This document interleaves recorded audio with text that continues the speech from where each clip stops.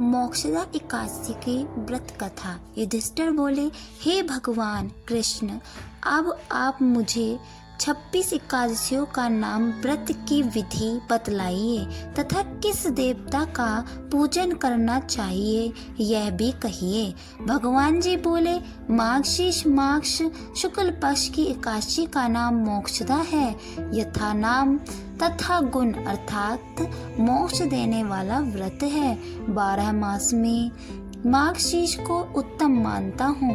यह गीता में अर्जुन से कह चुका हूँ। इससे कृष्ण पक्ष की एकादशी से प्रेम उत्पन्न होता है और शुक्ल पक्ष का व्रत मोक्ष का दाता है।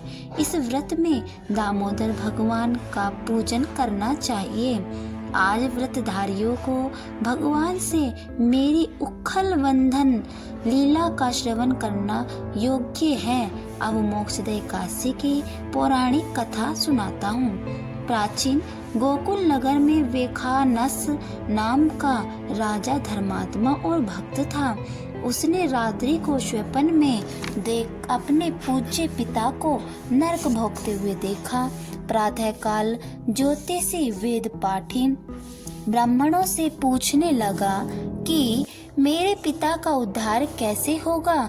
ब्राह्मण बोले, यहाँ समीप में पर्वत ऋषि का आश्रम है। उसकी शरणागत से आपके पिता शीघ्र ही स्वर्ग को चले जाएंगे।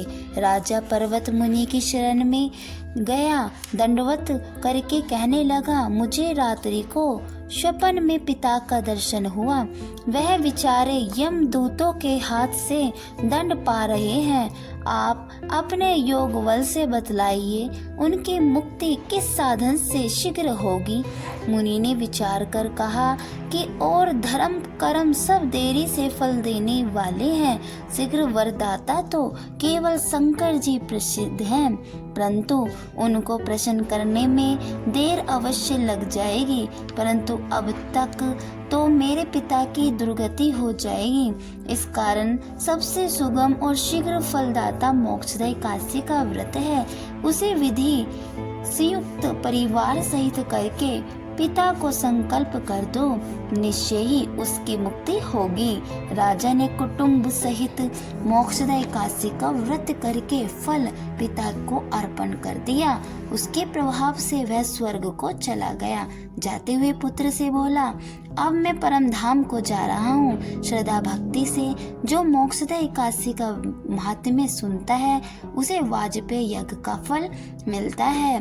राधे राधे। अब छोटा सा कीर्तन करते हैं।